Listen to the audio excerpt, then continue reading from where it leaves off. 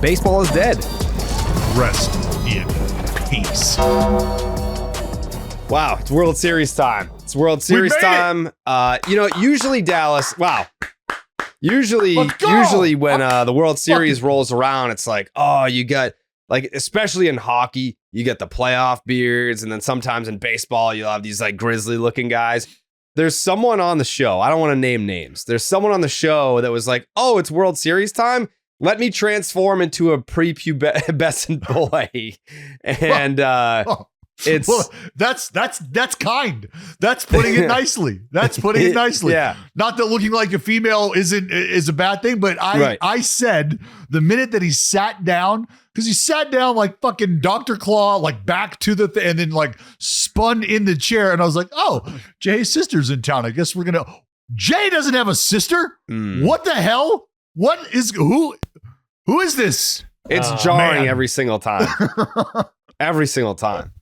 I always every look single forward time to the reaction. Yeah. And every single time I feel terrible for his children. I feel terrible for his children. Dude, you should have seen the look on my daughter's face when I picked her up from school yesterday. It was the happiest I've seen. Oh, she loves it. She was like rubbing my face as I picked her up. She was having such a great time. Yeah, she's like a fucking cat rub. It's like having two mommies. This is mommy. She asked me before we went to bed if I was going to keep it this way for tomorrow, and I said, I sure am, baby. It's gonna take a little work for me to change it. Yep, we're gonna start building back up again. Here we go. That's good. That's good. Yeah, it's it is jarring every single time. It's always it's so much so that it's the lead story whenever Jayhay wants to make it one. Well, and I think it's great because you just cannot wrap your head around it. Like there's times throughout the podcast that you will just like, and then you'll go back to like you have to visually. Am I fucking seeing what? Yep, he's still shit on his face. I mean this as a compliment, Jayhay. But I don't know. Sure you do. I think I know what you're gonna say. And no disrespect. I think I said something to Dallas similar before you logged on. Go. Yeah. All right. So whenever you go clean shaven, it's like your fucking mouth and your teeth are so much more noticeable. Like I've never noticed I never noticed your teeth until you go clean shaven. But when you go clean shaven, it's like a fucking cartoon big ass smile. It's like those fucking videos where the dog gets a hold of grandma's dentures. Yeah.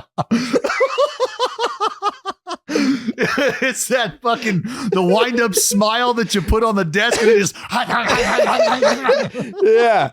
I don't know what it is because like your beard doesn't block your mouth, but dude like, got hella teeth.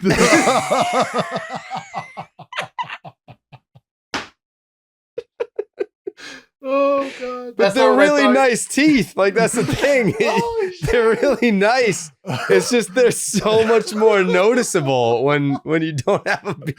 Holy shit! You got a mouth. You got a pretty mouth. I love how we managed to fit in. They're nice teeth though. They're nice teeth. Yeah. It's just like wham. Like here's my fucking teeth. You know. Oh man. That's not what I thought you were going to say, but that's way funnier. Yeah, what did you think I was going to say? I thought you were going to, and I think this still might be true, but I told Dallas I think that of all the things that I've done or do in the 9 years or whatever that we work together, I think shaving my beard is the thing I do that pisses you off the most. I mean, it's not even that it upsets me. It's that it's just jarring. It's jarring. But if you grew up in the 90s and like if you grew up in the 90s, like you've definitely seen like the cartoon of like the dog that gets the grandma's dentures. Like that is the perfect description of what's happening here. And I mean, they're great teeth. They're great teeth. It's just you don't notice them as much until you shave the beard. I don't know what it is. It's like in the movie Mask, where the fucking dog puts the mask on and he turns his head and he's just like, hey! It's just You know, it would be a great compilation. I mean, nobody should actually do this, but of like Jared introducing this topic over time and going from like 15 seconds worth of like a throwaway mention to like progressively getting generally meaner, I think, and more direct about how he feels. Well, I said it was a compliment. So no, I know you used that word for sure. Yeah. I know. Yeah. So if you took it another way, that's your fault. Yeah, that's on you. I said it was a compliment. I prefaced it by saying that. So. No, I'm going to do that from now on. Every time I just tear into somebody, I'm going to be like, I mean this as a compliment, though. I mean this as a compliment. So if you take it another way, that's on you. Any other interpretation is now squarely on you. Oh, good stuff. Yeah. And well, I'm definitely speaking of dogs, looking forward to being on camera a lot app. over the next week for the World Series. What happened? No, I said I'm looking forward to being on cam for the World Series a lot over the next week. Yeah, I mean, the chat is going to be also floored as well. No. Yeah. But the Underdog Fantasy app is the easiest place to play fantasy sports. Playing their pick'em game is as simple as selecting higher or lower on player stats like strikeouts, total bases, home runs, and so much more. Now that basketball is back, you can make entries of all baseball, or you can mix and match across your other favorite sports. NFL season's cooking. How are the Cowboys doing, Dallas? Buddy, this week's our week. Who are you playing? Yeah. This week's your week for what? This week's our week. This week's our week to turn it around. Look, we've kind of felt to turn it around. We've fallen victim to the schedule at times. We've had some personnel issues. CD back in the mix. I like what we've got going on, Jared. Okay. I saw Aaron Rodgers is playing the Packers this week. That's going to be exciting. Is that in Green Bay? Lambeau Field, the frozen tundra. Wow.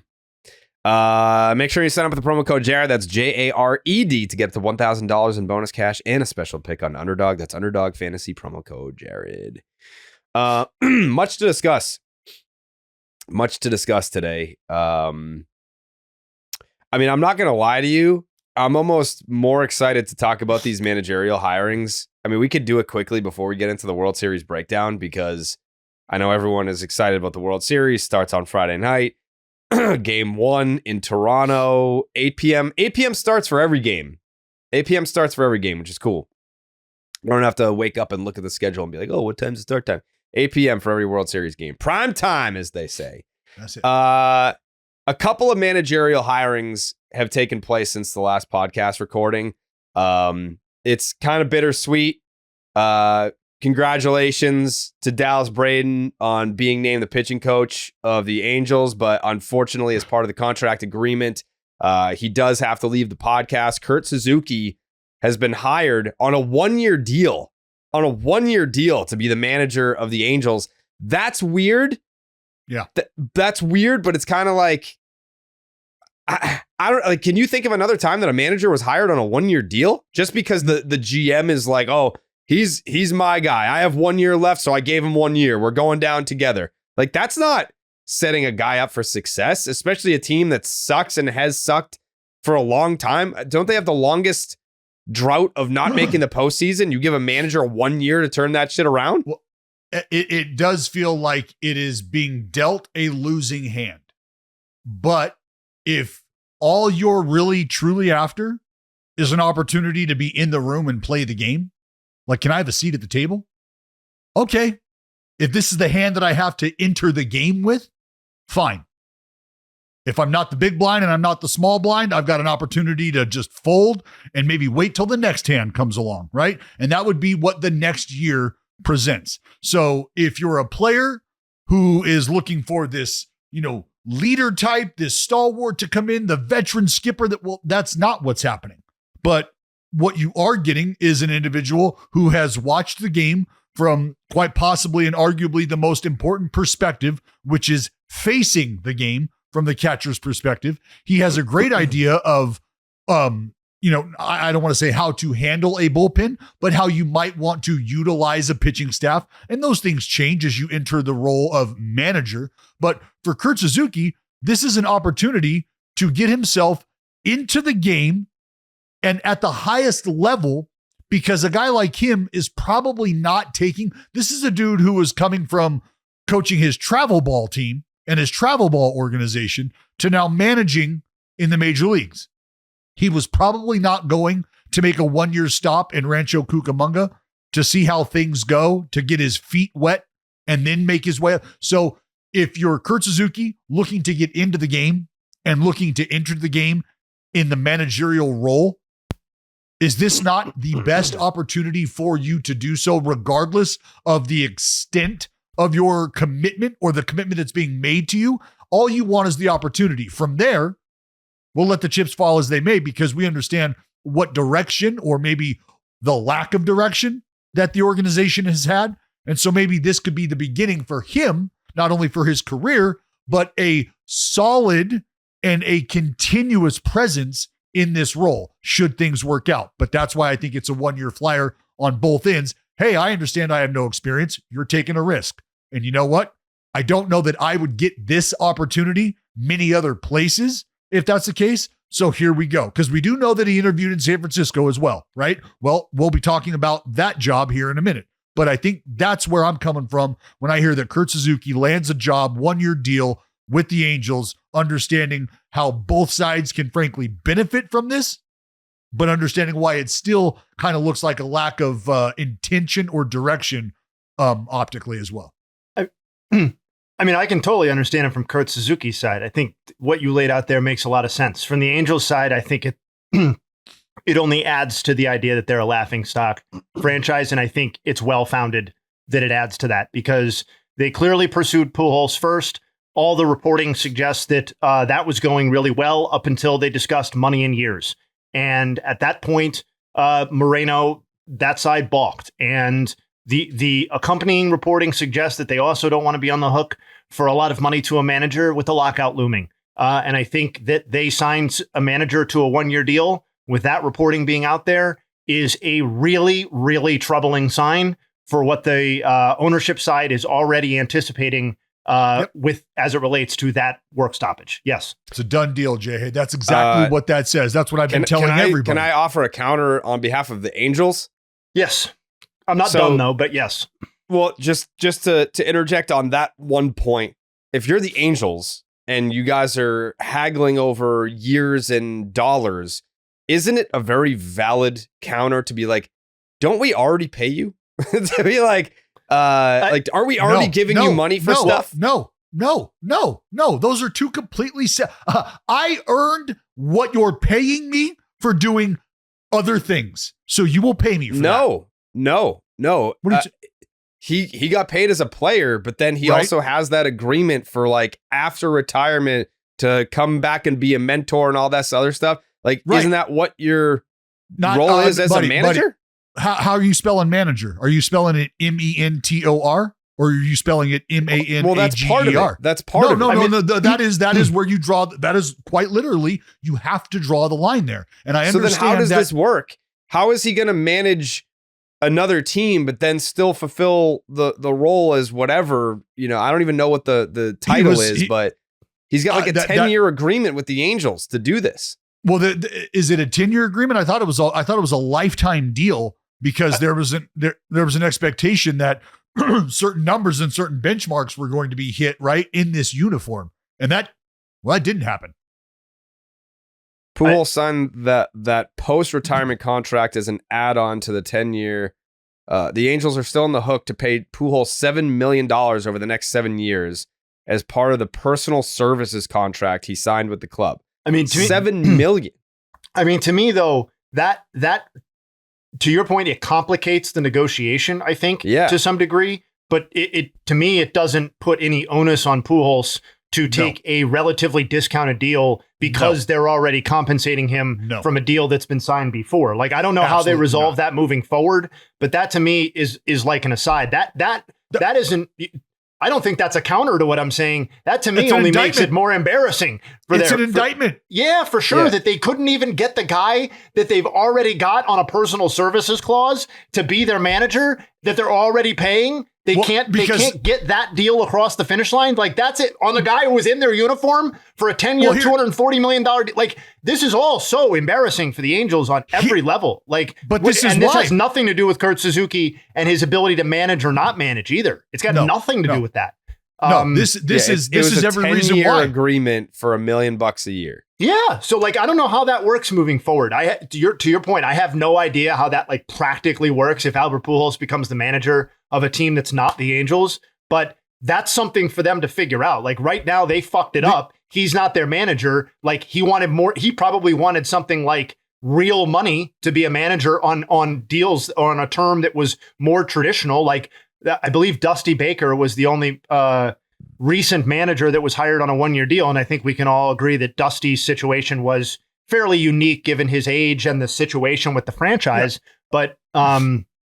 But like that he's tied to the GM and they're coming out and saying that to me, like if you already feel that way about your GM and his situation, he should be gone. We should have already turned the page because never in a million years in sports has this situation resolved itself in the positive. Like they always move on from these situations. Furthermore, like, I mean, and Dallas can speak to this more specifically than I can, but while Suzuki may have lots of talents as a manager, if he is on a 1-year deal, that is going to complicate his ability to fill out his coaching staff. And maybe it won't, he'll obviously get people, but will he get the best people? Will he get the same quality of people that he would have gotten if he was on a multi-year deal? I don't know. Like maybe he does, maybe he doesn't. But I feel like that he has no real job security and that he has no promise from the GM beyond this season. It can't be viewed as like a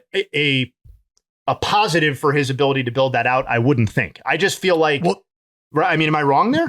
No, well, those are points of a conversation that may have happened or may have not happened. Meaning, Kurt, I understand optically what this looks like. All right.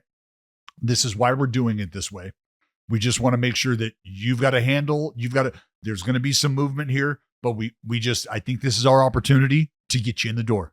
Okay. Yeah. And from there, let's get you in the door and we'll see where that goes. Because I believe at this point in time, every decision we're seeing make or be made comes directly from the top.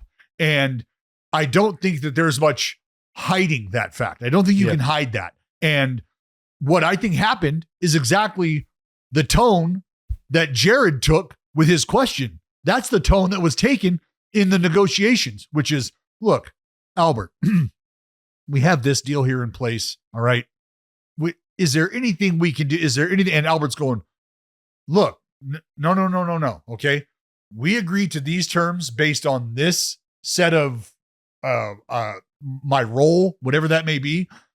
This conversation we're having is completely separate of that. And if you are trying to tie those things together, which it looks like you are, I don't know how interested I am in even having this conversation because I know how muddy the water got when I was a player. And I can already start to see how muddy this water's getting because I do have a contract that I'm obligated to fulfill. Maybe none of us saw me managing post-career and that becoming an issue that would either delay the fulfillment of this contract that I've signed or maybe prevent it. But here we are. And no, I'm not interested in taking any sort of like team deal, or I'm not interested in marrying the obligation that I do have with the potential obligation of the manager. Like I don't want to mix those things together. So for that reason, Mr. Moreno, thank you. I think I'm all done here. So here's Albert Pujols' personal services agreement obligations include working with young players at the Angels Academy in the Dominican Republic, tutoring players during spring training, and serving as a team ambassador and special assistant to the general manager for the Angels. How much of that can he now not do because he's the manager? I feel like well, no. Technically, here's the thing. Just ask yourself this, Jared. would Alex Cora be prevented from going to Florida and working with anybody at their facility for any reason? No. So then why would Albert? I'm not saying like because of rules or something. I'm saying like because you're the manager, now I don't have time to do this, or that's someone else's job because this is the manager's job. I think as the manager, he can still fulfill the agreement. Like why? That's what I'm getting at is, is I'm down here. I'm the manager. So do you want me being down here? And do you want to, like, can these things run concurrent with each other? Right. So in the off season, when I'm down at the facility, am I checking that box on the $7 million side? I'm also the ambassador, because I'm also the ambassador. The Angels are probably saying, like, you want to keep this deal running concurrent with a managerial contract, but you want a managerial contract that is ignoring that we're already giving you $1 million a year to do things over here. But as the manager, you would be doing these things plus what the manager does. That's all part of being the gross domestic product is you get to call. Yeah. Yes. I am the ambassador. Also, and you're Dallas, lucky that I'm also your manager. And you're lucky that I'm also the guy that you want working with your young talent, because I happen to be an individual who can fulfill all of that. So you don't. But I'm sure the part of the conversation was, all right, so I want a 3-year deal to do this. What if you don't want me back after 3? What if you fire me after 2? Now I still got to go like represent the team for the next 5 years for $1 million a year? Sure. Like, yeah. If it ends poorly, am I going to want to be walking around being like, woo, go Angels and helping out the players? Like, I might be like, fuck you guys after that experience. I don't know. It's a very convoluted conversation, and I'm not, the more that we talk about it out loud, the more I'm not surprised that it didn't happen. No, it's entirely too muddy, and it's entirely like, I firmly believe that's exactly what happened, is that they were asking for a big back scratch and expecting Albert to be like, yeah, no problem, man. We can figure out how to blend these two together, and we'll work out the details later. Like, that's what they were expecting. Knowing what do you that think he wants? Like $5 million? Well, even if that's the case, this is all part of the bigger conversation we've had in this industry and are continuing to have for a long time. Is if you believe Albert to be impactful enough that he needs to be in the big leagues with your team, helping that current roster because of the potential championship implications, well, then you need to pay him as such, don't you? Or if you don't believe that's true, then you need to make peace with what you're willing to pay any coach at the big league level, regardless of what they're bringing to the table, and say, whether they're a Hall of Fame talent that can help everybody on the roster, or we think they're just one of the better gurus we found on the internet, they're only getting this much. Doesn't matter. Well, if that's the case, you're not attracting Hall of Fame talent like Albert Pujols. They're not interested in getting on the airplane and going to the Dominican, and they're not interested in schmoozing with the, with the high-end folks that you have coming around the building. Like, they're not going to be that ambassador. So anytime that they're in the same situation is going to be very much similar with Tony V.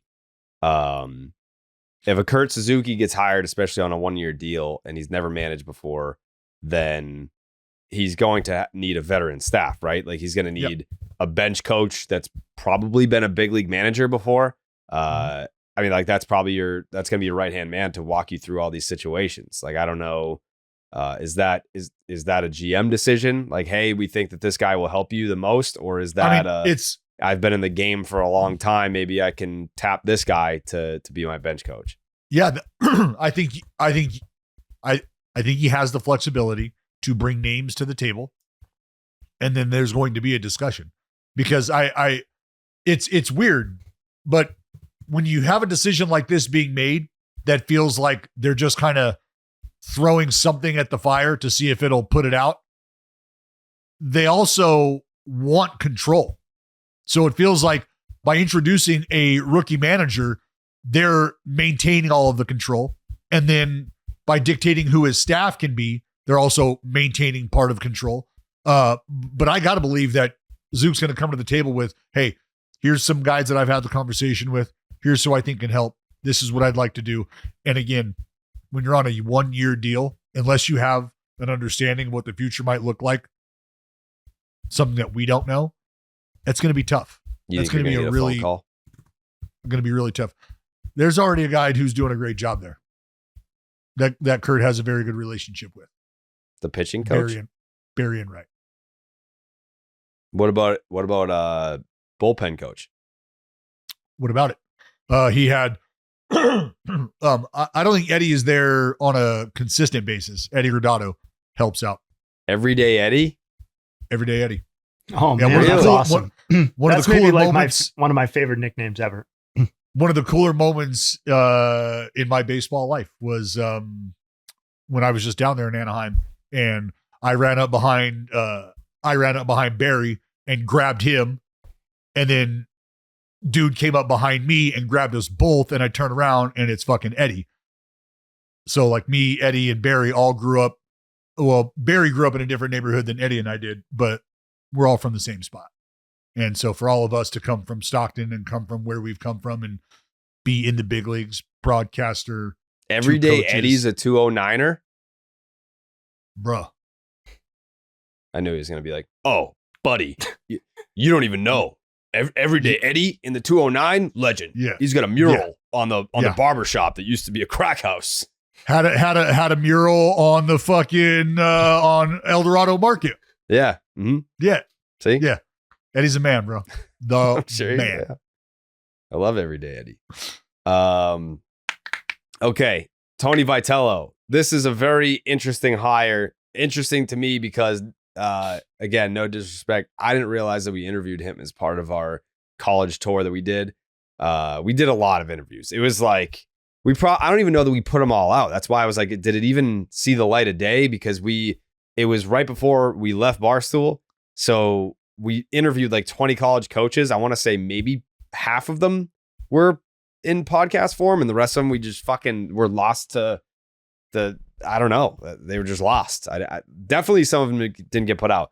This one did get put out. Episode 294 of Starting Nine.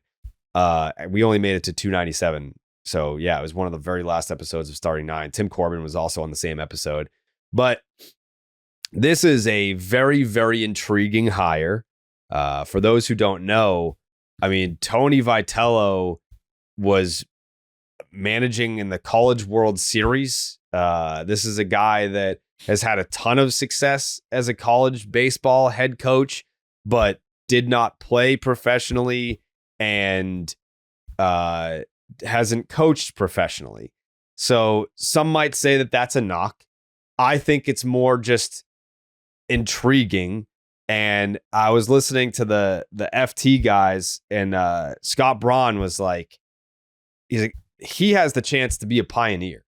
Like he has if this goes well, this opens the door for so many other college head coaches in college baseball. If it fails, then it's going to be used as an example to hold other individuals back. Perhaps, maybe not in every instance, but perhaps it does. So yeah, he has the chance to be a pioneer, named the manager of the San Francisco Giants.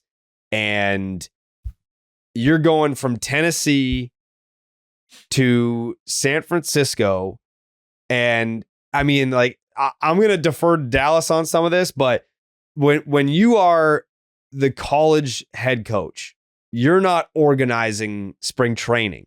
It's a completely different experience. Like you're lining up your Friday night starter, your Saturday night starter. Like you're not thinking, hey, I might have to build in some rest days for my horse here because he's going every 5 days. It's not a different game, but it's certainly a different job managing a college baseball team versus a Major League Baseball team. Like you're not going to go to Rafi Devers if he refuses to play first base and be like, I'm going to talk to your professor if you don't fucking smarten up. Like you can't do that. So there are some big names and some egos that he's going to have to manage.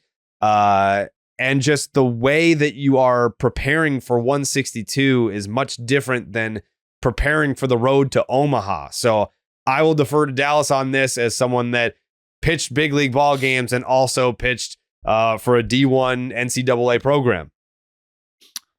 Let's start with what you encounter when you enter pro ball as somebody who hasn't performed at that level.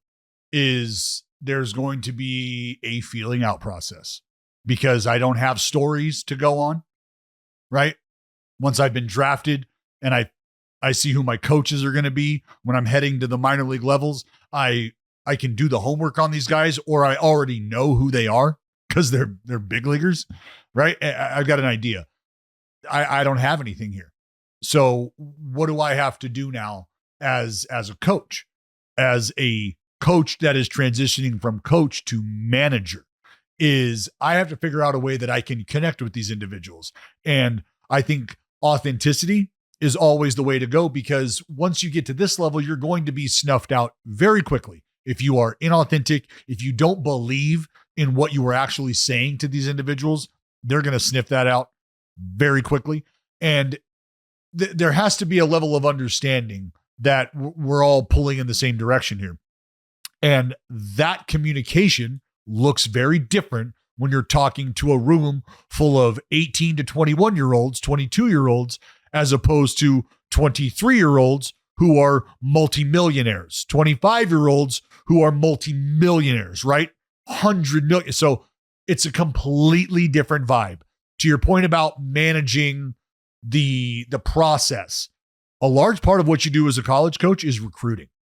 That's a large part of what you're doing. Is you're traveling, you're getting eyeballs on guys, and that might be in the offseason. During the regular season, you have a lot of help from your staff, which is why it's important that both of these managers, as we talked about, in Suzuki and now Vitello, are going to surround themselves with individuals who have that experience, who know what to be looking for, and have an idea of how to put their teammate now in a position to succeed. I think the biggest hurdle for Tony Vitello is going to be figuring out how to communicate with his players and how the communication is resonating. And that's going to just be about building relationships. And I think the sooner he can do that, the better off he will be, because it's going to mean that he is already rolling up the sleeves and wanting to introduce himself to these guys so they have a feel for who he is as a person before they're taking fungo from him, right? Before they see him on day one in Arizona, I want to have a pretty good idea of what your brand is all about, because something I do think about is the younger player today has come from where? The farms of the Tony Vitellos, right? These are where these young players have come from. And so Tony, having the experience with how the game is played and has been played at the amateur level, and watching those players migrate into professional ranks, and I'm talking about all of the excitement and all of the energy and all of the flash and the flair, right? If you've watched Tennessee ball games, Tony V, the star. Tony is a star. And he is out there and he is turning Friday, Saturday, and Sunday into a must-see event because of how he allows his players to play with their personalities on display, and how he is a fiery competitor and does not allow an inch to be taken from the other manager, right? He is matching up and barking around every corner. If he has an opportunity to, if he can massage the conversation behind home plate and get a strike to go his way, Tony V is doing it. That's all going to take on a completely different look and a completely different vibe now at this level, because when he turns to bark at Doug Eddings for the first time, and Doug looks at him and goes, "Buddy, you sure you ain't got mom and dad waiting out in the parking lot to drop you off here? This ain't the fucking NC2A, pal. Shut your mouth. I'll tell you what a strike is." Like, that first interaction is going to be fun, because I think that there's some intrigue there because of the passion that he does bring to the dugout. How that translates, that's going to be the interesting part, because I think about a guy like Pete Carroll leaving college football and coming to the NFL and going back and forth and having success, having failed, having success, and kind of what that looks like, right? And your ability to manage, your ability to promote and instill vigor in a 53-man roster full of absolute animals. Can you do this, Tony V, on a baseball level? that's, I mean, I'm here for it, but I think there's a lot to glean from the experience he's had as a college coach. But I think there's also a large gap between what's happening at the college level and what even happens at the lowest levels of professional baseball. So this is going to be a big transition for Tony, and one that I know a lot of eyeballs are going to be on. I know there's a lot of people rooting for Tony. I am one of them, because I want to believe that the game can evolve and can allow a pathway from collegiate sport to this level. Because what's been intriguing and almost comical is the pathway that's existed has been from pro ball to the collegiate level because of the compensation. And that's an ugly conversation that a lot of folks really don't want to have. But why do you see pitching coaches and other coaches leaving professional ranks and going to the collegiate ranks? Because the pay's better. I believe that it was reported that he's taking a pay cut to manage the Giants. For sure. Yeah, well, I mean, the people might not want to, they might not want to come to terms with this statement that I'm about to make, but collegiate baseball, especially in the South, has only gotten stronger and stronger and stronger, has only become more rabid. I'm not telling you that it's even close to being on par with how they feel about football. No, I would never tell you that. But I am telling you that when you play baseball in the SEC and when you play baseball in these high power conferences, high profile conferences, buddy, we're now talking about the reputation of a university. This is how we're going to continue to bring money into the university. This is how we're going to continue to bring boosters into this program, is having success, having star power, having things that put eyeballs on our program. Tony V was a combination of both of those things. He's now just going essentially to be a manager, managing a lineup that is probably getting spit out more times than not from the analytic department than his feel for a team that he doesn't know. These are very he's definitely going to be playing. making less decisions for his team in the big leagues than he was in college. Like that's a given. Like he's going to be responsible for much fewer decisions. Carte blanche in college, Jared. You hope the key card works in the big leagues. Yeah. And I mean, it is absolutely noteworthy to point out he's taking a pay cut to come to the big leagues to do this. But also just like, I don't know, the reputation of players, like how, all right. So let me ask you that, as you know, you play at NCAA, you play at MLB, having the reputation of his players love to play for him. Mm-hmm. How much does that matter to a guy that's making $300 million, that's already signed up for the next 9 years, that's already won a World Series, you get the Silver Sluggers and whatever? How much does that matter to that guy? Doesn't. And you want to know why? Well, I shouldn't just quickly dismiss it and say that it doesn't. Because by the way, I will say this is a little nugget about Devers. I remember we were at FanFest and they had like a private like poker room, and I was sitting next to, it was me, then JD, then Bogey, then Devers. And Devers doesn't speak great English, but he was talking in Spanish to JD, and JD was like, he wants to know who you think the next manager is going to be. And I was like, this was after the Cora thing. And I was like, probably Ron Renicky would be my guess. And then I told him, I was like, tell him Ron Renicky. And he's like, okay, all right. Like, it's not like people think that Devers is just like out to lunch and like doesn't care about these things.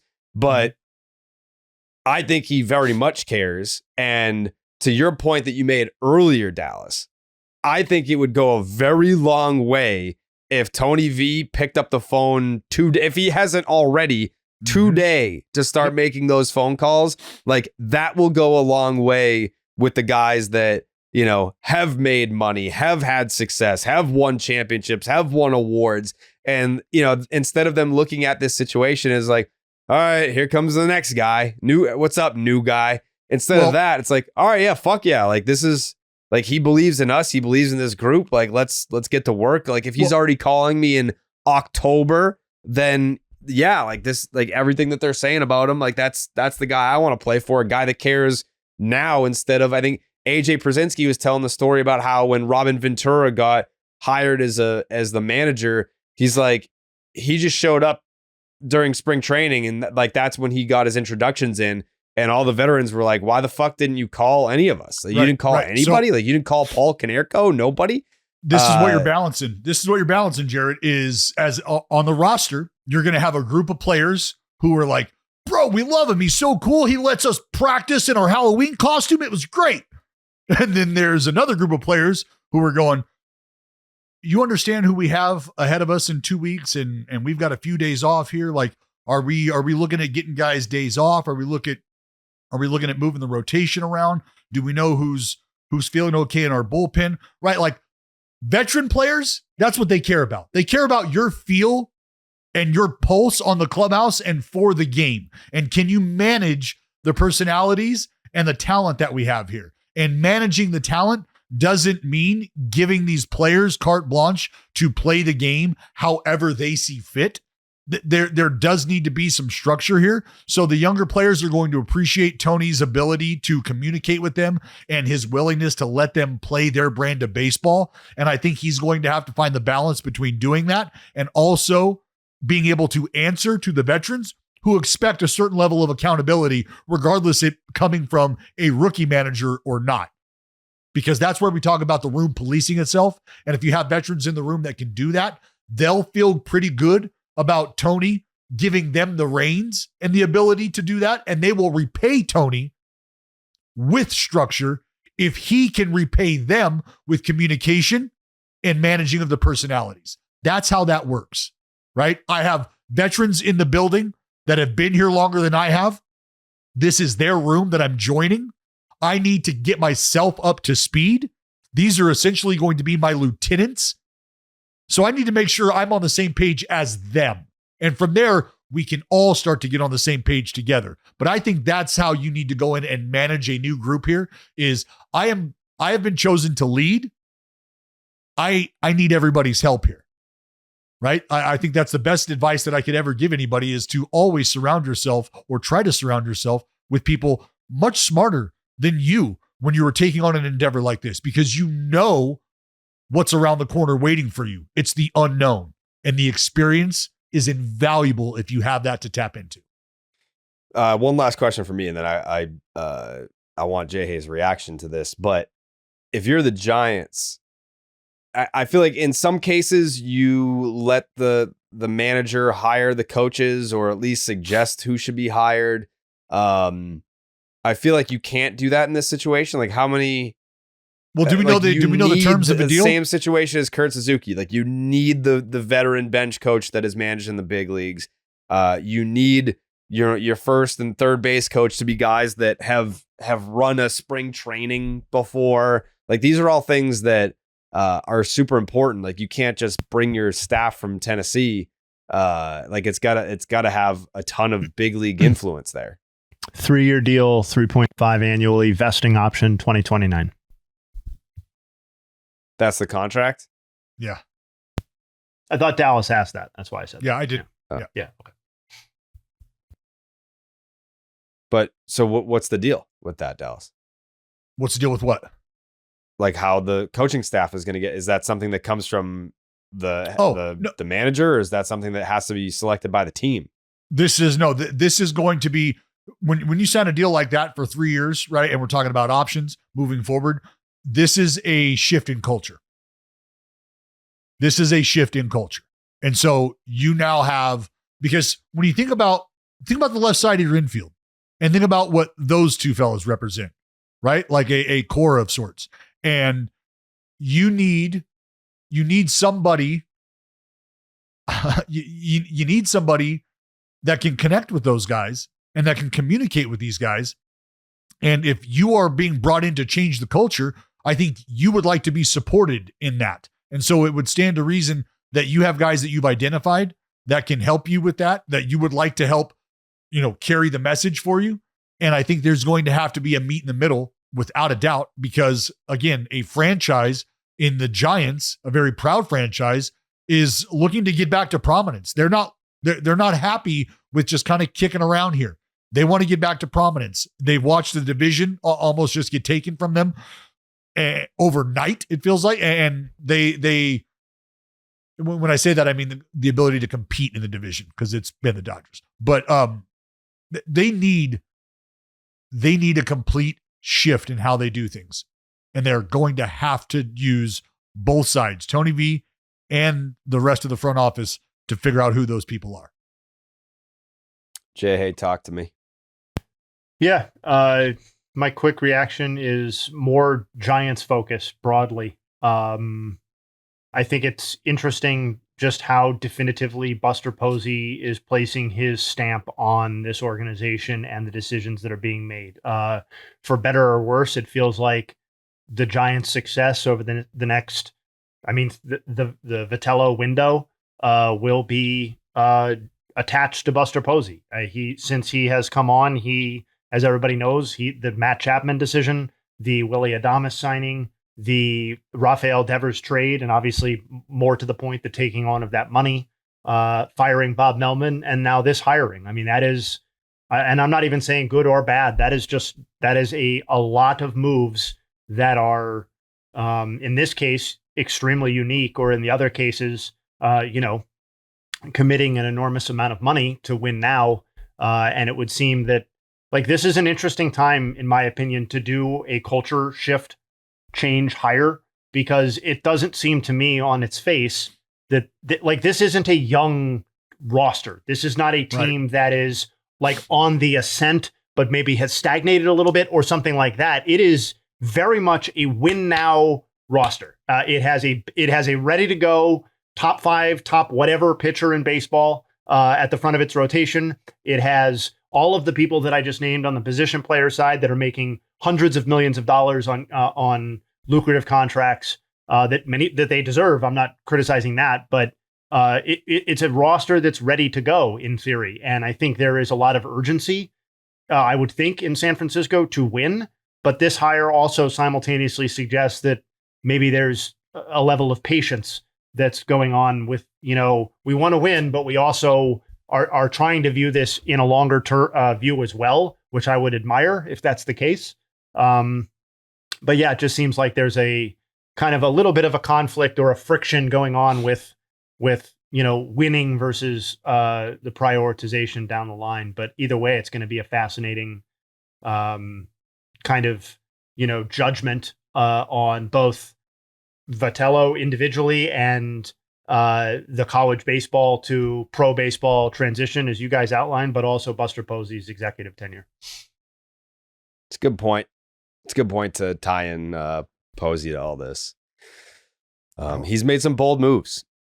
I like, at the very least, whether or not they all work out, I think you have to respect the fact that Buster Posey has been it ain't making ballsy moves. Yeah, it ain't for lack of trying. It's a lot cooler to do this kind of stuff than, say we're going to go ultra efficient and pinch pennies and, make money for ownership at all costs. It's like throwing a little bit of money around, trying to bring in better players for a franchise that has money and should be good and spending and all this stuff. And frankly, has tried to spend in a lot of cases, and giving some energy in this managerial hire. There's more conversation about this managerial hire than presumably there will be about any managerial hire made this offseason.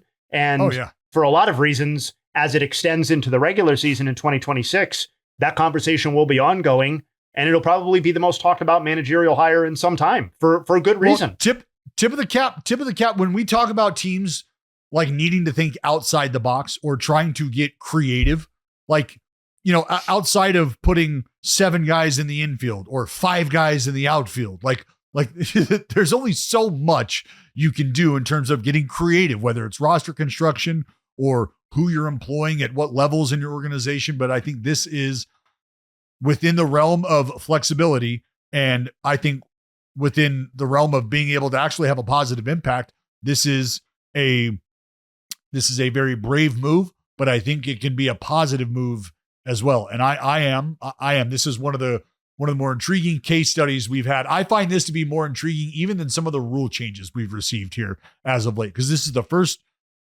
example we have of a college coach coming from the NCAA right to the big leagues. Should be very interesting. Shout out to BetterHelp. Mm-hmm. This episode of Baseball is Dead is sponsored by BetterHelp. Yeah, we always appreciate when BetterHelp comes out and sponsors the pod because shorter days don't have to be so dismal. It's time to reach out and check in with those you care about and remind ourselves that we're not alone. As seasons change and the days grow darker sooner, it can be a tough time for many, especially as your athletic season gets busier. This November, BetterHelp is encouraging everyone to reach out, check in on friends, reconnect with loved ones, and remind the people in your life that you're there. Just as it can take a little courage to send that message or grab coffee with someone on your team you haven't seen in a while, reaching out for therapy can feel difficult too, but it's worth it. And it almost always leaves people wondering, why didn't I do this sooner? I'm probably going to get back into therapy this off season. It's I feel like it's been a few months. I just got busy. That's all. But I'll have plenty of free time come November and December and whatnot. So I'm gonna get back in there. BetterHelp therapists work according to a strict code of conduct and are fully licensed in the United States. BetterHelp does the initial matching work for you so you can focus on your therapy goals. A short questionnaire helps identify your needs and preferences, and our 12 plus years of experience and industry leading match fulfillment rate mean that we typically get it right the first time. If you aren't happy with your match, switch to a different therapist at any time from our tailored recommendations. With over 30,000 therapists, BetterHelp is the world's largest online therapy platform, having served over 5 million people globally, and it works with an average rating of 4.9 out of 5 for a live session based on over 1.7 million client reviews this month. Don't wait to reach out. Whether you're checking in on a friend or reaching out to a therapist yourself, BetterHelp makes it easier to take that first step. BID listeners get 10% off their first month at betterhelp.com/baseball. That's BetterHelp, HELP.com/baseball. Big thank you to BetterHelp for sponsoring today's podcast. All right, let's talk about the World Series. This World Series is, I'm trying to how would we personify this? It's not David and Goliath. No. I don't I feel like people are just so caught up in the Dodgers juggernaut hype. The fact that they swept their way to the World Series, the fact that they've had dominant pitching performances and they've spent the most money and they have the biggest stars. Yeah, they're a great team, but this is not David versus Goliath. Look at the payroll numbers. Where are the Blue Jays? Fifth? Well, Fifth. Yeah, fifth. I was gonna, where are you when you say David and Goliath? Are we factoring in everything from payroll to roster, or are there? If it was Dodgers Guardians, it's David and Goliath. Sure, it's Dodgers Blue Jays. So I think it's a pretty fair heavyweight bout. Not like there's obviously. I'm assuming the Dodgers are favored. Yeah, heavily. What was it? Oh, what did I see last? I thought it was minus 175 or thereabouts. I thought I saw 195. You might be. Okay. Jay's right. It could be a source difference. Should they be favored? Yes. But is it just this fucking underdog story that the Blue Jays are going up against the big bad Dodgers? I don't think so. And I don't think it should be treated that way. And I don't think that the Blue Jays look at themselves that way. I think when you look at just going off postseason numbers alone, the Blue Jays have averaged basically 6.5 runs per game, 6.45. That is the largest margin of any team in the postseason. The next closest team is the Dodgers at 4.60. So it's they're far and away the best offense in the postseason. Obviously the edge that we just talked about would be the pitching. And the postseason, it's a 4.36 ERA, 4.84 FIP for the Blue Jays. It's a 2.45 ERA for the Dodgers with a 2.77 FIP. The strikeouts per 9 have been pretty much the same. 10.17 for the Dodgers, 10.02 for the Blue Jays, but it's just been more traffic. It's been more traffic for Toronto. I think that we also look at the Dodgers and we're like, oh, well, they're the Dodgers, so they skipped the first round, right? And then they swept the NLCS, so it's a smaller sample size. No, they did have to play in the wild card round, and they've only played one fewer game than Toronto. They played one fewer game. So when we talk about sample sizes, let's just say that it's pretty much even. But from like an individual standpoint, here's where it's not a separator, but it should be noticed. When you look at both teams as individuals from an offensive standpoint, Vladdy Jr. has a 1440 OPS this postseason. Ernie Clement has a 1063 OPS this postseason. George Springer, 929. Addison Barger, 889. So the first Dodger that shows up is Shohei Ohtani with a 967 OPS. And let's face it, that's been because of one game. He has largely underperformed from an offensive standpoint this entire postseason. And then he had a 3 home run game, so that heavily aids the 967 OPS that he has this postseason. So the first Dodger that shows up when you're looking at offensive standouts is Teoscar Hernandez, who is a very modest 268 with an 888 OPS this postseason. Mookie Betts, 293, 809. Like it's good. I'm not gonna like say that it's good. It's good, but they don't have that one dude that has been the offensive standout that has carried them to this point. Like just from an archaic perspective, just simple batting average. Kike Hernandez at 306 is the first guy that you see on this list that you're talking about. Throughout the playoffs, the first Dodger you see is Kike Hernandez with 36 at-bats, hitting 306. Like that's not where you think the offense would be coming from, right? You think you'd see Freddie on that list a little higher? Maybe Mookie, possibly Shohei, maybe even a Will Smith, who, granted, banged up. But yeah, this is the reason I think this series is a little more intriguing than maybe some think, because I've seen some folks like, yeah, sweet, 5 games. Oh, okay. I just think that the depth of both these teams, or where they're getting the contributions, has come from top to bottom to an extent, the guys that are getting the at-bats. So I don't know that it's just a runaway, but the clear separation here is what's happening on the mound, especially in the starting rotation. That is the clear-cut separator. Yeah. And in my opinion, that can be all you need. That can be all you need. I don't care how good your offense is. I want to show you how good my pitching is, because that's what's going to quiet that offense. This postseason, Tyler Glasnow has made 2 starts, 3 appearances, 13 1/3 innings, a 0.68 ERA. Blake Snell, 3 starts, 21 innings, 0.86 ERA. Yoshinobu Yamamoto, 3 starts, 19 2/3 innings, a 1.83 ERA. So, and then Shohei Ohtani slacking big time, 2 starts, 2.25 ERA. So yeah, I mean, it's can you bank on Max Scherzer as your Game 4 starter doing what he did in the ALCS? I don't know. We'll see. But Kevin Gausman's been good. 18 innings, a 2 ERA. We saw what Scherzer did in his 5 2/3. Yasevich, he's been, I don't want to say hit or miss, but he's had some really good ones and some in a not so good one. Bumpy. Yeah, and then Biebs. Biebs, I believe in, I trust, but like, we're not talking about guys that are going to be able to go toe to toe with Glasnow, Snell, Yamamoto, Ohtani. There's not a single pitcher from the Blue Jays that when you match up like that you give the favor to, is there? No. So, I mean, we can go around the horn, which is kind of what we discussed, because I talked about this.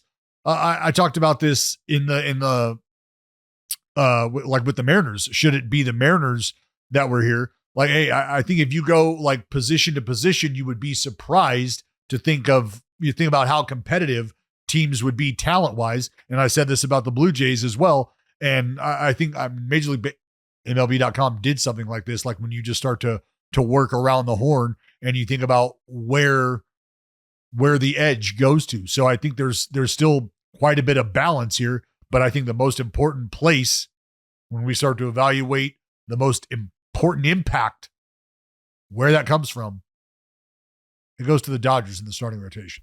Jay, I mean, you guys have rattled off a lot of important stats, but to try and distill how like I feel about all of that, it's a question to me of am I more confident in the Dodgers offense rising to the level that we've seen from the Blue Jays, or am I more confident in the Blue Jays pitching rising to the level that we've seen from the Dodgers? And to me, I'm much, much more confident in the former. I just feel like, I mean, both of these teams, or both sides of those teams, are on not only significant heaters within this postseason, but historic heaters overall. I mean, the Jays batters, it's the 6th highest OPS and the 4th highest slugging since 1969. And the Dodgers pitching's the 3rd lowest OPS and the 2nd lowest slugging since 1969. So it's very much a, unstoppable force, immovable object sort of thing. I just feel like the Blue Jays specifically have a limited number of lefties that I feel like are going to be actually problematic for the Dodgers left-handed hitters, specifically Ohtani. And Petriello did a great article on .com that I think speaks to, where the real rub gets in the pitcher hitter stuff, which is that the Blue Jays have feasted on fastballs up until this point throughout the postseason, and the Dodgers have thrown the most breaking and off-speed stuff of any team in the postseason. And where that sort of rub happens, which team is adjusting and in what direction and how it happens, to me is fascinating. And I just think in the end, there are lots more stats that are interesting, but to me in the end, I just feel a lot more confident in the Dodgers offense figuring out the Jays pitching than I do in the Jays pitching figuring out or rising to the level of the Dodgers rotation. what about just from a game one perspective? The Blue Jays this postseason have hit 345 with like a 988 OPS against left-handed pitching. Do you put any stock into that, or do you just say, but they haven't faced Blake Snell? Like he's just like they've faced lefties, but not this lefty. That's all. That's exactly that. That's the part of when we talk about good pitching, beating good hitting, and throwing the numbers out. Stuff like that. That right there has to happen. It's not slapdick Dallas left-hander up there in the postseason, but those numbers probably give you a little pause because it's Dallas. It ain't Blake fucking Snell. That's the difference. Yes. Yes, that is true. That being said, like on paper, the left-handers that the Blue Jays handled in the division series, I at least thought, I have to be honest here, I thought were formidable. Like Max Fried and Carlos Rodon were 2 of those lefties that the Blue Jays worked. And on paper, those would be guys that if they were pitching for the Dodgers, I would say, wow, that's part of the 4 aces or whatever. So maybe that's a little bit of a stretch with Rodon, but I think that the larger point stands. Had a great year. That those guys were really good. They aren't actually slapdicks, which doesn't account for all of the left-handers that they've faced, but is 2 of the primary starters that they did have to go through because the Mariners were obviously mostly right-handers that they saw. I put a little stock in it. I mean, if it's 345 with the call it 988 OPS against left-handed pitching, does that mean I think they're going to go out there and destroy Blake Snell because they've hit left-handed pitching well? No. But does it mean that I think they have the best chance of any team offensively to get to Snell at least a little bit?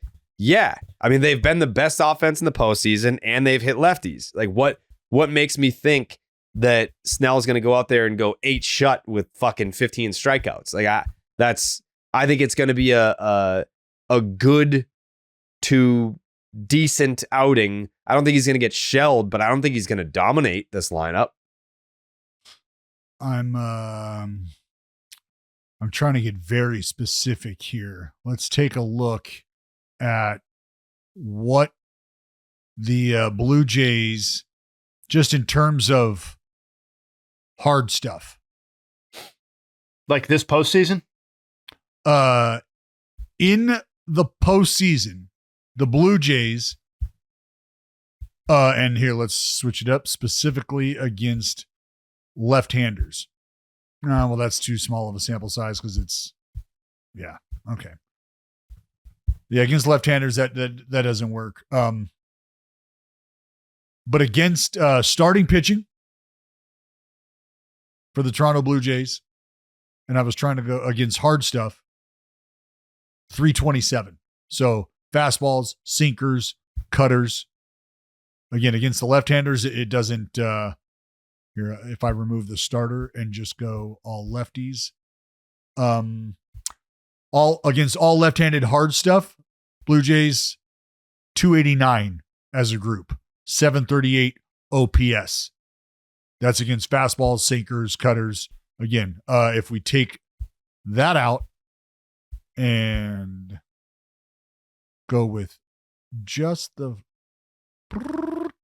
breaking balls, soft stuff, or breaking balls, they're hitting 400.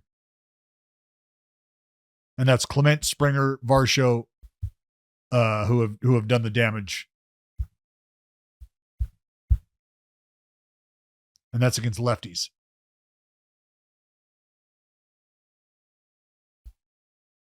Well, yeah, I still think that I'm assuming both of you guys are picking the Dodgers. I am. Yes. Yeah.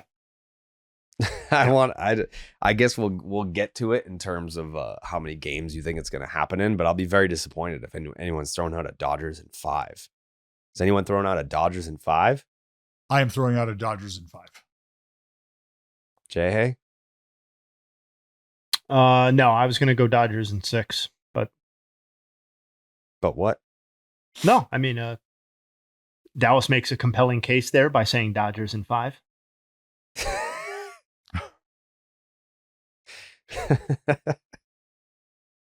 I like how that sounded when he said it, if I'm being honest. Made me reconsider saying Dodgers in 6, but I'm going to say Dodgers in 6. I just think the pitching staff overwhelms the Blue Jays. I mean, it isn't David and Goliath, but it is whatever the next tier down from that is. Because like I do know that the payrolls are what they are, and that's why I think you're right to say that the David Goliath thing is a disingenuous framing. But there is something to the idea that this is one of the most unlikely World Series runs in recent baseball history, that them beating the defending champions, who, at least from a narrative, like narratives matter to me. And I think they are going to play in the clubhouse to some degree. They will use them in some form or fashion, even if it's not the exact way that I'm communicating them.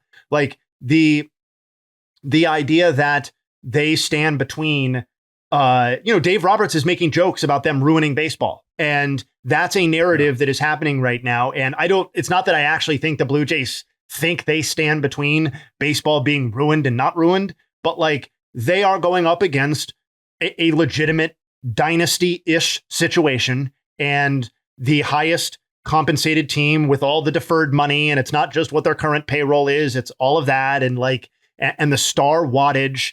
And there is something to that. And that Vlad Jr., while you guys littered off all the other people that are doing really, really well for the Blue Jays, and that George Springer has on total been the best player for the Blue Jays all season long. This is from a perception standpoint, Vlad Jr., the star, against the panel of stars for the Los Angeles Dodgers, both on the MVP side, position player wise, and the 4 aces and Roki and all the drama that happens with that. Like there is something to that. And if they win, it'll be a big deal. It will be a big deal.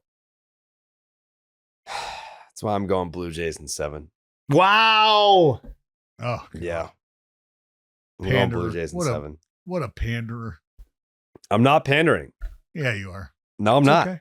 That's cute. I'm not. I think when you again look at the celebrations to advance to the World Series, and you could sit there and say, "Oh, that's because the Dodgers been there and done that. Act like you've been there before, buddy."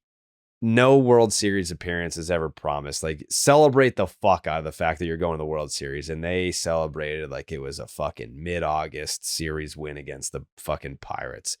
Like they're robots. They're robots. And I think when you have the Team USA, I know this is a horrible comparison because it's a Canadian baseball team.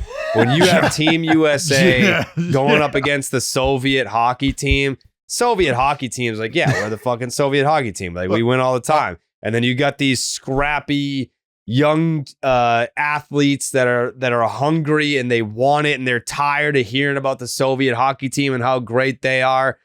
That's when you have a Blue Jays in 7 scenario. And I think when it is captained by Vladdy Jr., who signed this mega deal at the beginning of the year. He knows he's going to be a Toronto Blue Jay for life now. He's paid. He's taken care of. He has generational wealth. And he doesn't have to worry about his contract situation. He knows, I am a Toronto Blue Jay. I am a Dominican Canadian resident.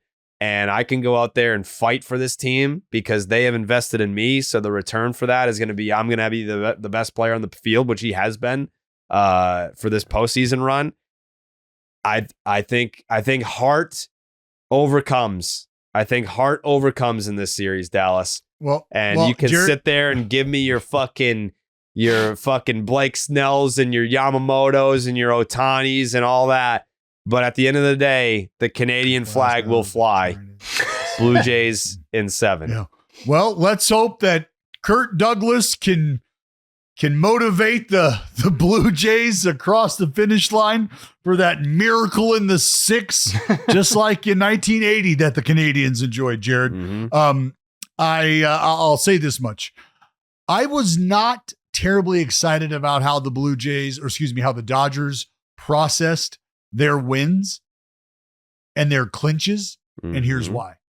Because I think what it does is it places an inordinate and an unnecessary amount of self-imposed pressure on the moment. Because it's like, now you're saying, all right, now it matters. Now everything we do matters. Everything you've been doing up until this point has mattered. And you've been able to take care of business. That's been great. But now's the time where it feels like, all right, now it's down to business, not time to have fun. Now it's down to business. Like, man, I want you to have a little different perspective than feeling like, oh God, it's crunch. So I'd like to think that the Dodgers and their professionalism and their experience here have been able to work through that mentally and are more than prepared for what's in front of them. Sounds like you want to pick the Jays, but you're just too much of a pussy or something. No. Is that what it is? No. You're just a little pussy boy? No. The Dodgers. Oh shit. Will win this. Are you, dude? Yeah, I think he's trying to tell us something. You being a little pussy ass bitch, Dallas? Is that what you're saying? Nope. Oh. Well, nope. When the Jays go up 2-0 in the series, you're not allowed to switch your pick, just for the record. Buddy, series is over. Series is over. Series is over, dude. They shouldn't even show up. I mean, you got to play the game.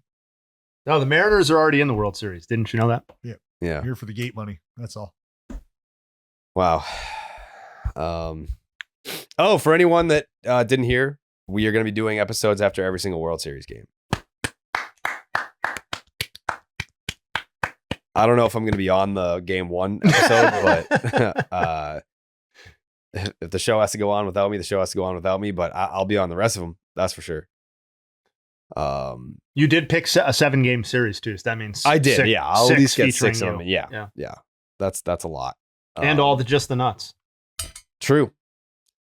Dallas, I think it's appropriate if Jayhay does the Harry's read. Yes. Absolutely. Yes. You know what? That's a great call. Yeah. Fire away, ma'am. Holy shit, look at those teeth. There. Oh, you've picked the right man to talk about Harry's, that's for sure. I had some terrible experiences with my previous razor, but when I switched to Harry's, you get what you're seeing before you. Top quality, no irritation shave. Did it cost too much, your previous razor? $30 or so for 8 refills. Total scam.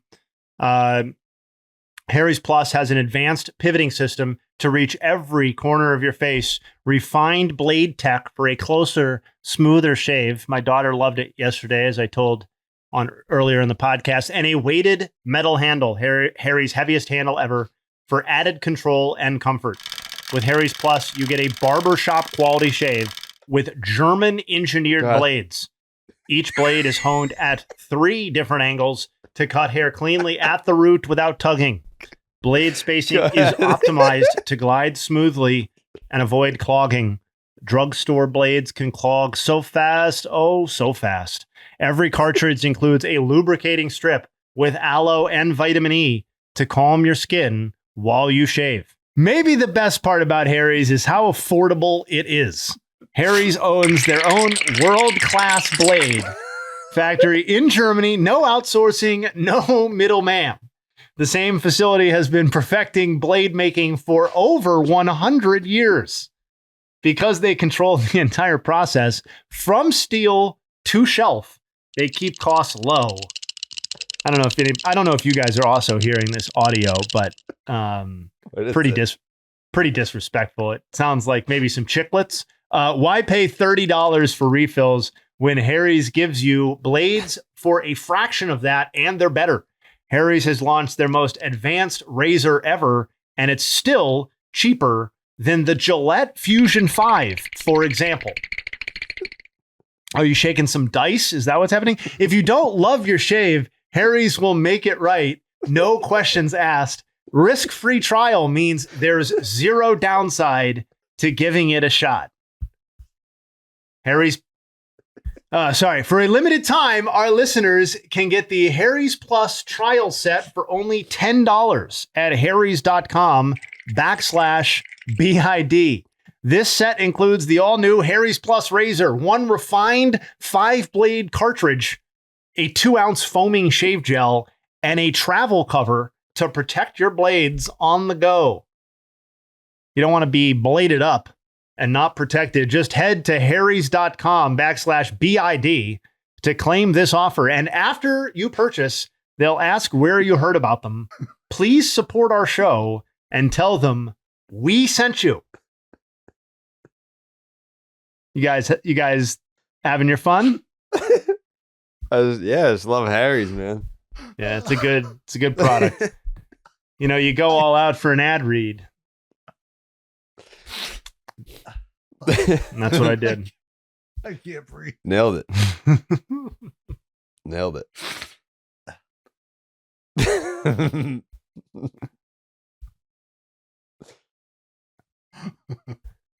Oh, fuck.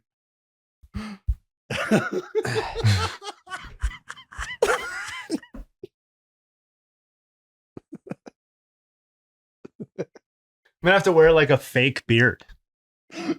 I am crying. I am fucking crying right now. I can't. The fucking shit.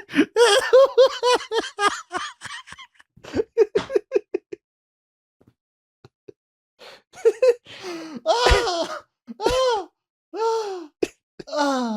God.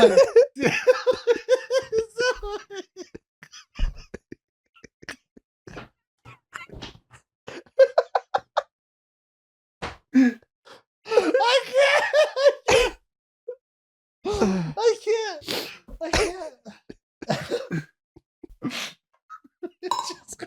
I got quiet.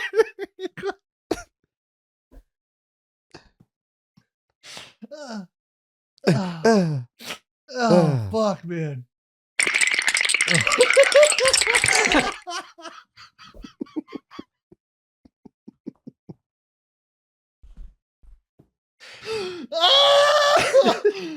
Oh my God. Oh my God.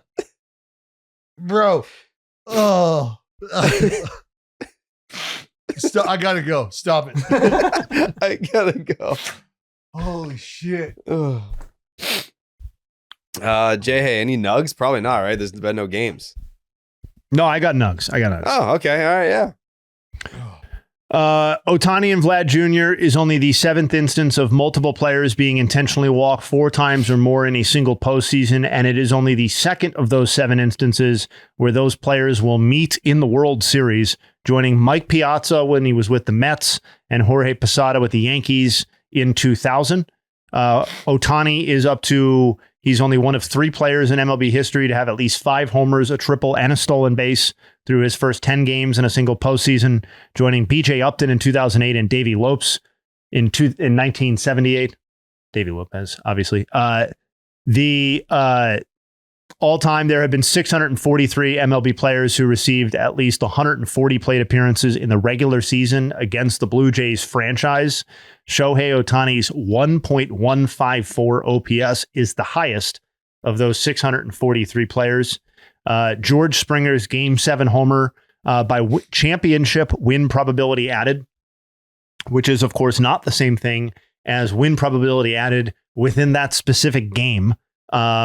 This is about championship equity. It is the 2nd biggest hit in an LCS game in the wild card era, the biggest non-World Series hit in Blue Jays history, and more than twice as devastating as the next biggest hit ever against the Seattle franchise. Vlad Jr., as was discussed throughout this podcast, has a 1440 OPS through 11 games in the 2025 postseason.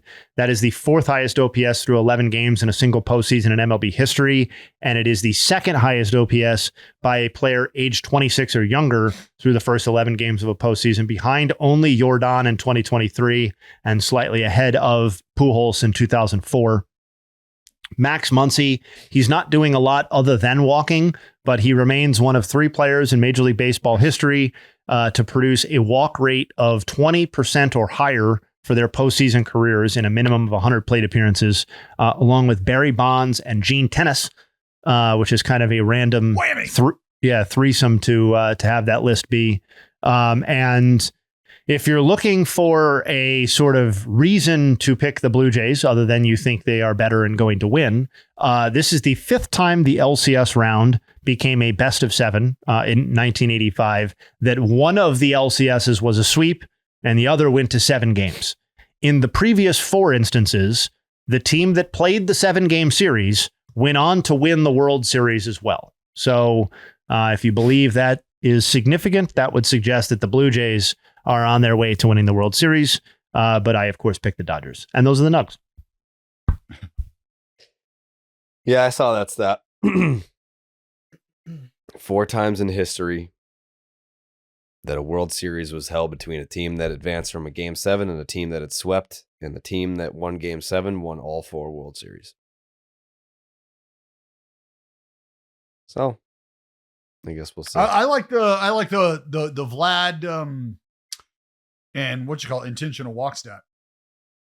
Yeah, I mean it's just cool that obviously that they're meeting. It is funny that the previous instance in meeting in the World Series was Piazza, Posada, but yeah, I think it's very cool that those two are on the biggest stage specifically, and in the case of Vlad, I mean, right now he's tracking for one of the largest gaps between best playoff performer and second best playoff performer in any given playoff. Like the gap, like he's just lapping the field right now, and that's obviously in addition to his performance just being historically significant on its own merits. And Ohtani obviously coming in off the, arguably the greatest individual performance in postseason history, and lined up to face a lot of righties. It's gonna be special. How many home runs did Randy hit in 2020? 8? Yes, I believe so. And 8 or 9? I'm pulling it up.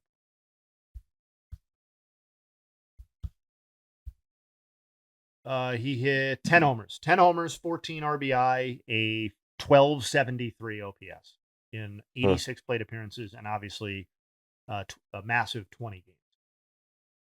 Huh. Well done. Still time to catch him. Still time to catch him. Dallas, final thoughts?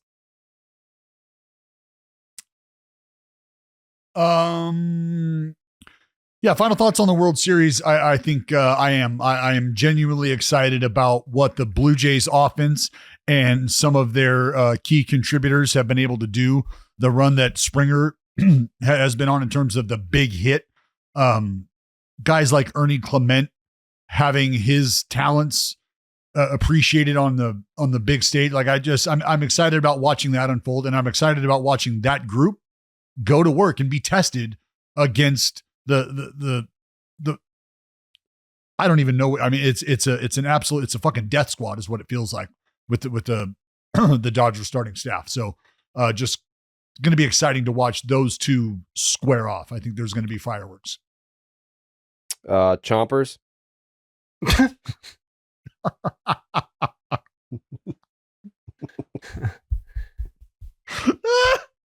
I think baseball can be pretty cool and cruel at the same time. I think it's awesome that Don Mattingly is finally getting an opportunity to go to the World Series after. It's hard to deliver this thought after being introduced as Chompers, but I think it's cool that after 47 years in baseball and coming so heartbreakingly close with the budding Yankees dynasty and not being a part of it, that he gets to be in the World Series. All right, that's my final thought. You people have been great. Thank you so much.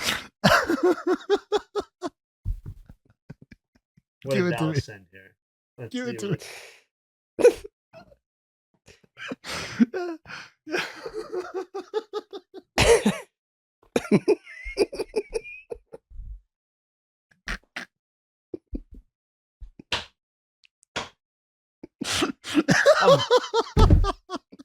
Is this podcast over yet?